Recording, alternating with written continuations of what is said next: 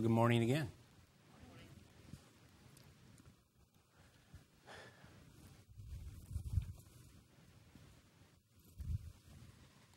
Is life guaranteed?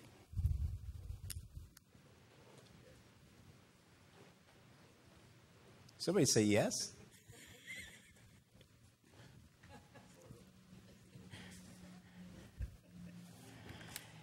You know, the older I get,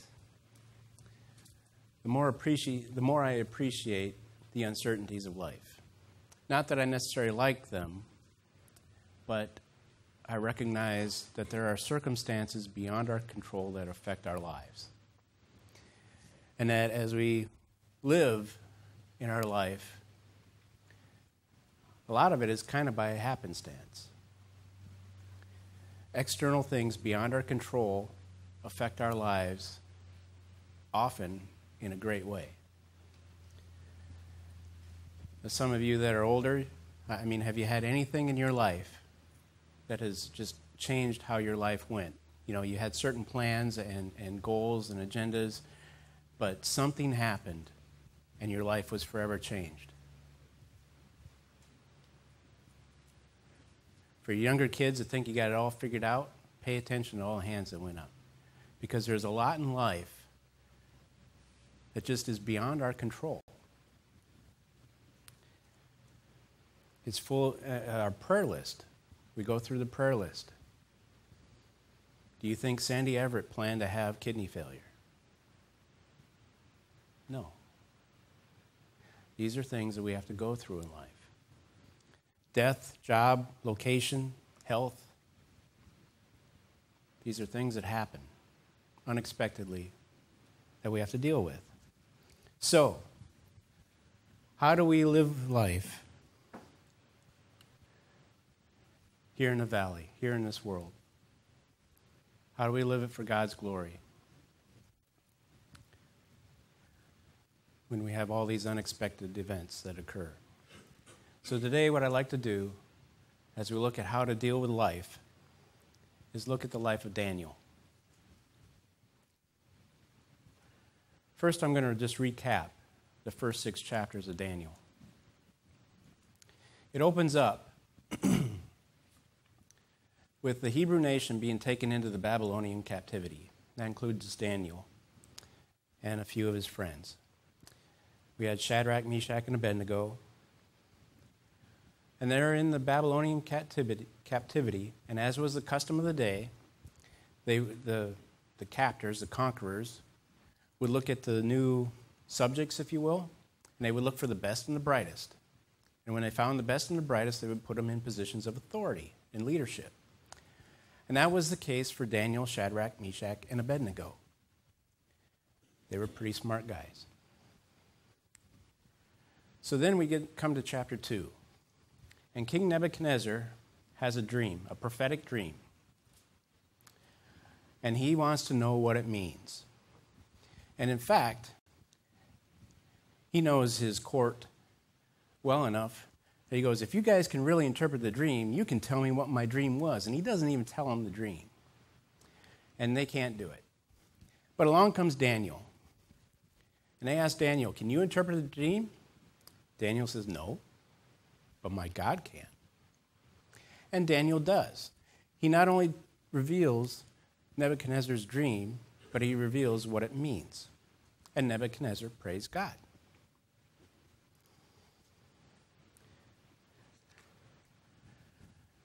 Next we come to Daniel chapter 3. Now, Daniel's not even mentioned in this chapter.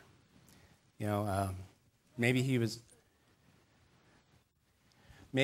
off, you know, in another precinct or something, taking care of some business, or if you follow extra biblical sources, maybe this is when he's off killing a dragon. But basically, Nebuchadnezzar erects a statue. And he says, when the music plays, everyone bow down to the statue, or, you know, you'll die. So, Shadrach, Meshach, and Abednego are there.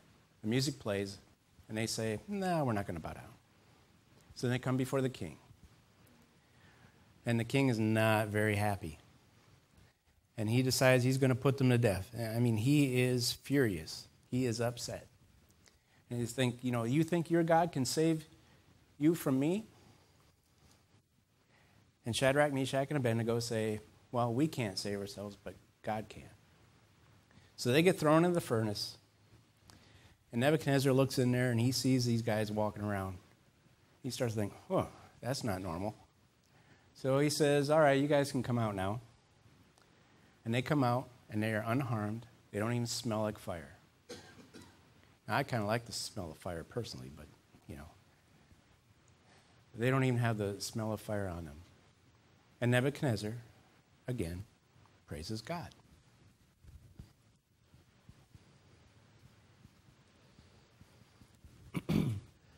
Nebuchadnezzar then has another prophetic dream. And again, his wise men cannot interpret it. And again, it comes to Daniel. And Daniel says, you will become prideful. You will live as a wild man. But then your kingdom will be restored. And this comes to pass. Nebuchadnezzar says, look at all that I have done. Next thing you know, he's out with the cows. But after 7 years, he looks up and says, God is God. And he is restored. And he again praises God.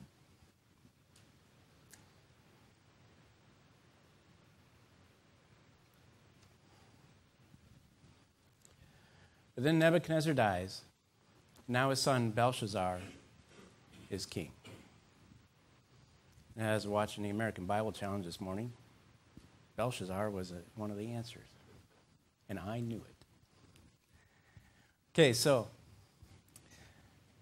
Belshazzar is very prideful. He's thrown this big feast.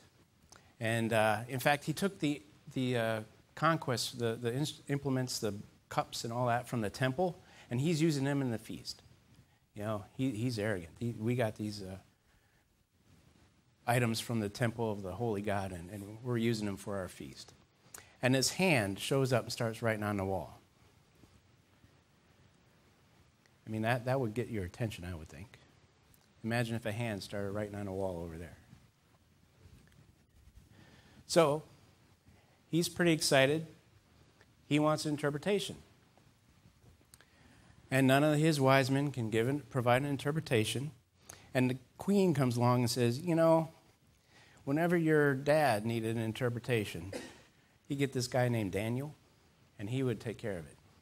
So in comes Daniel, and Belshazzar says, can you interpret? And he says, no, I can't, but my God can. And he gives Belshazzar the interpretation. His days are numbered. He will not be king long. He was weighed and found wanting. And Belshazzar was killed. And the kingdom was divided. So now we have a new king, King Darius. He's a Mede. After the Babylonians, the Medes came along.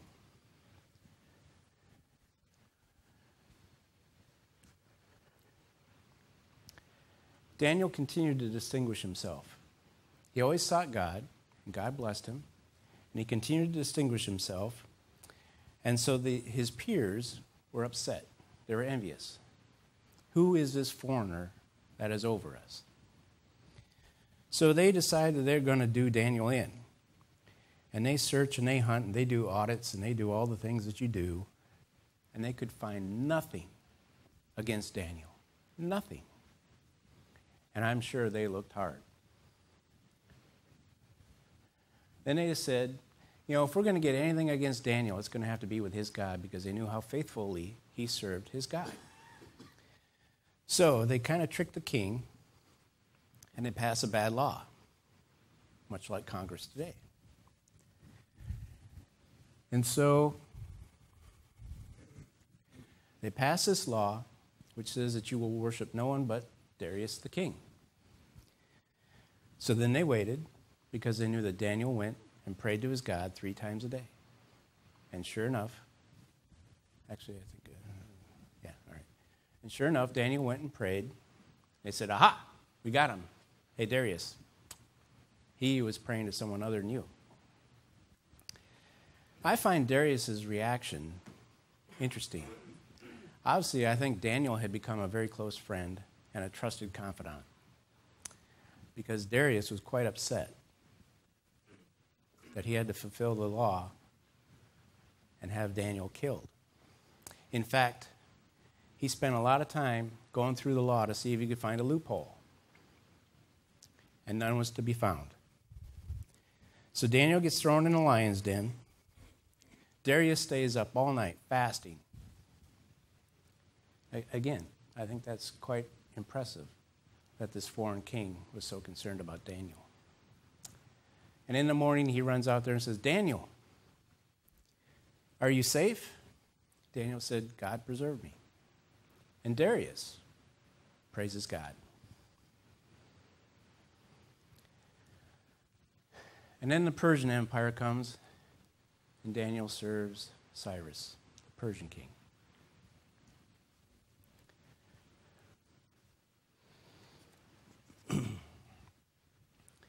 So to summarize, Daniel was recognized by all the kings as wise and serving the one true God. We had the Babylonian kings, Nebuchadnezzar and Belshazzar. We had the Medo king, Darius, and the Persian king, Cyrus.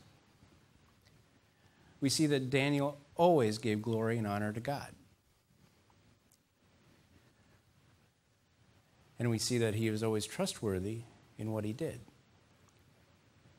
He was despised by his peers for his excellence. He made them look bad. He set a standard that they didn't like. Daniel always sought God, and because of that, he was protected, promoted, and praised.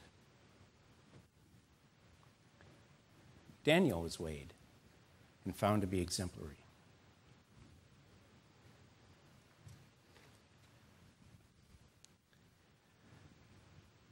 So what can we learn from Daniel's example as we face the uncertainties of life?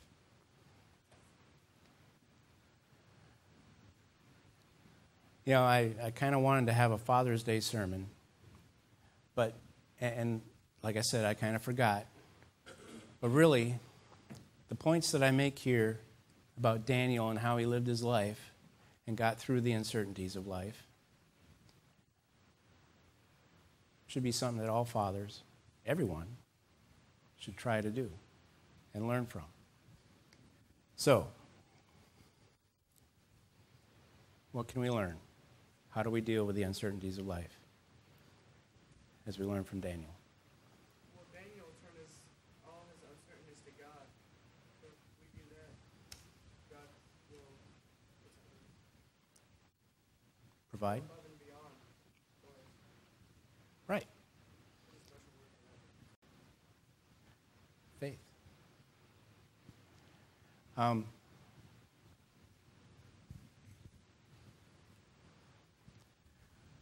First thing we see is culpability. Our sin is not our own.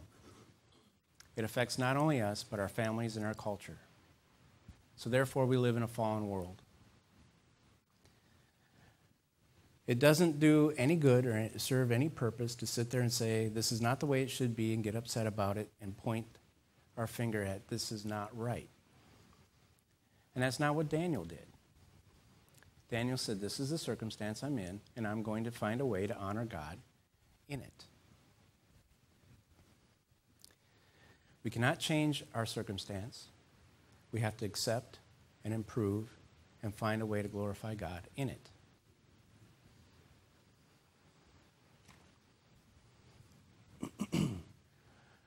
Next, we should coalesce with the world. Daniel did not antagonize the heathen horde. He sought to live in peace with them, inasmuch as he was able to do so. Romans 12:18 says, if possible, so far as it depends on you, be at peace with all men. Don't antagonize. Don't look down on. Don't judge.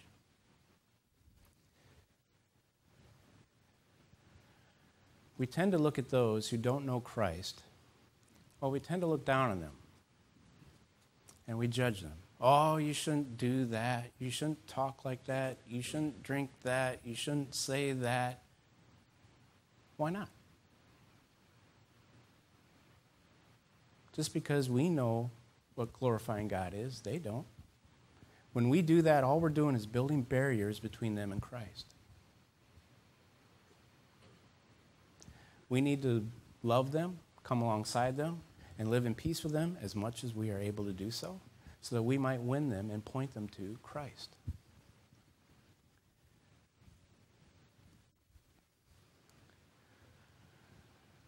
I mentioned Facebook before. This is a little something that I saw on Facebook, but I think it's kind of good. No God, no peace. No God, N-O, no peace.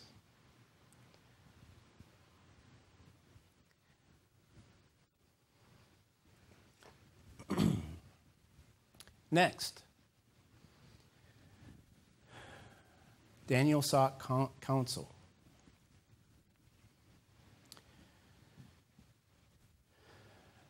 He sought Shadrach, Meshach, and Abednego that they should seek God for wise counsel.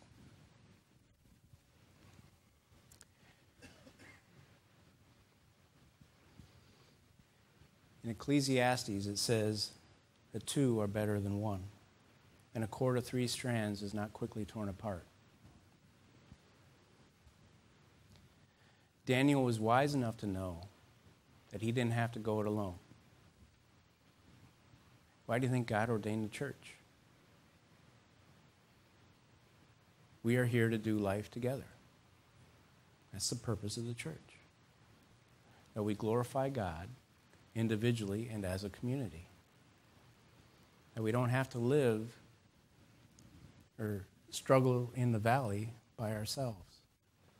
That we have people to encourage us, to help us along. Daniel, as great as he was in the kingdom on earth, was wise enough to know they needed friends. Pride stands alone, but a community of believers stands together.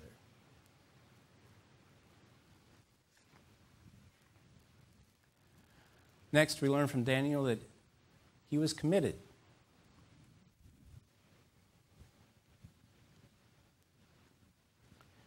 It says that Daniel made up his mind not to defile himself.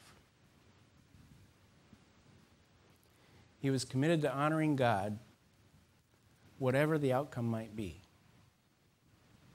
He stood for God's truth. And if that put him in opposition to those around him, then so be it. But he stood for God's truth, and God protected him.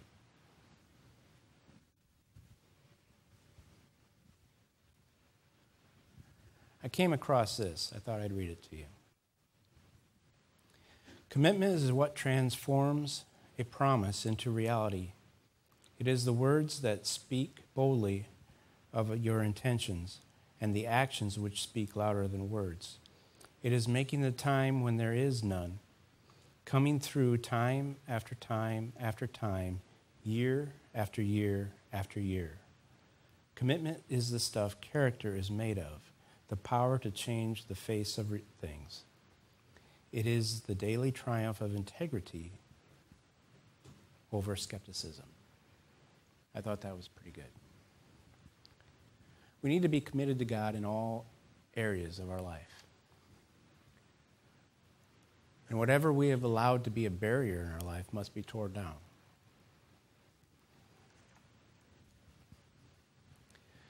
Next, Daniel was consistent. He lived faithfully in all areas of his life. Again, when his peers were trying to put him down and find fault, trust me, they looked diligently. They went through everything and they could find no basis of corruption.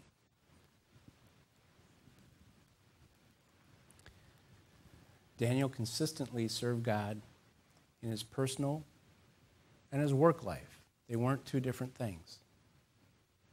All areas of his life were committed to God.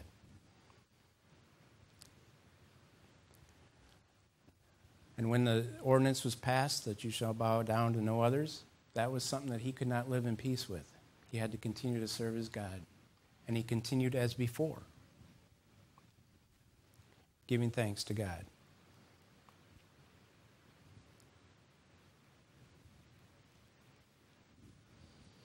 In 1 Peter, it says that we should live our lives in such a way that when people make an accusation against us, they will be put to shame. That's integrity. That's consistency. And that's commitment. We need to be consistent in prayer, the study of God's Word, the meditation on God's Word. It's not enough to just read it. What does it mean? What does it say? How does it apply to me? And fellowship, the gathering together. Because, as I said, that's why God ordained the church. We can't just live a life of isolation. We need others. You know, that's part of being in the image of God. God is not singular. He is triune. You know, love existed with God before we ever were. And that's part of who we are. We need others.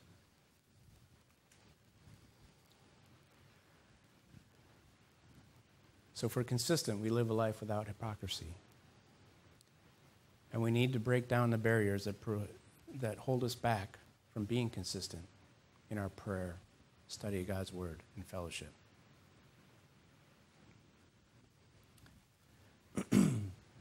Next, we need to convict. If we are living for God, our life will set a standard, much as Daniel's did. It will convict those around us. They will see how they fall short and how God is truly God.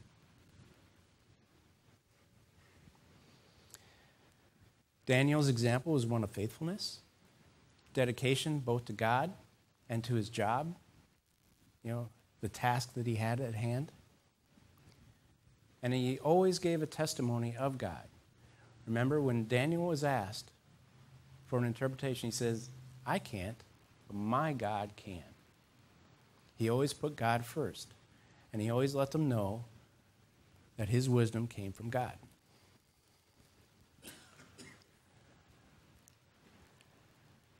When Daniel was rescued from the lion's den, this is what King Darius wrote, and I think it's worth reading. Then Darius the king wrote to all the peoples, nations, and men of every language who were living in all the land, may your peace abound. I make a decree that in all the dominion of my kingdom, men are to fear and to tremble before the God of Daniel. This is a pagan king, if you will, who has come to recognize that Daniel's God is God indeed. And throughout his entire kingdom, he says, we will recognize the God of Daniel. He mentions Daniel by name, as if everyone in the kingdom would know who he was. Daniel was an important person because he served God. For he is a living God and enduring forever, and his kingdom is one which will not be destroyed, and his dominion will be forever. He delivers and rescues and performs signs and wonders in heaven and on earth, who has also delivered Daniel from the power of the lions.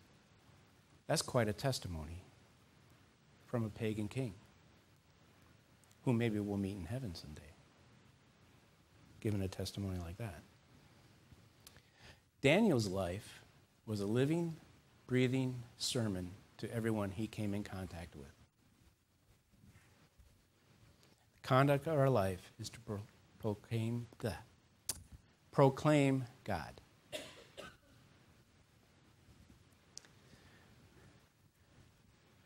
So to wrap up, we are culpable for the state of the world, but that's not an excuse. We need to find a way to glorify God.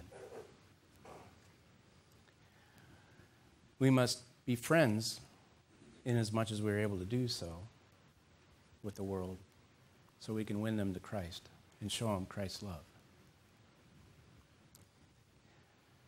Don't let pride get in the way. Seek godly counsel. Don't think it too small or too big.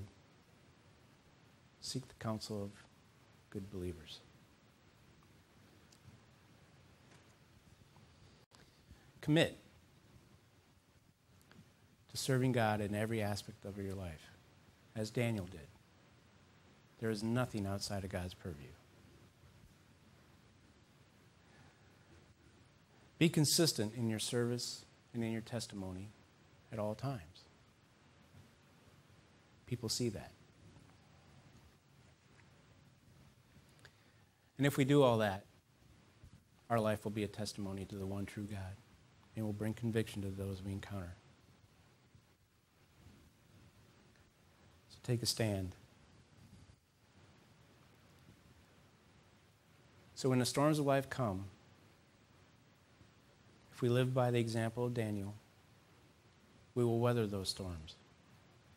We will see them through. Not that they won't be hard, as I'm sure Daniel struggled with some things like the lion's den, his friends in the fiery furnace. Those were not easy decisions, but they were faithful. They were consistent. They were committed to their God, and their God protected them.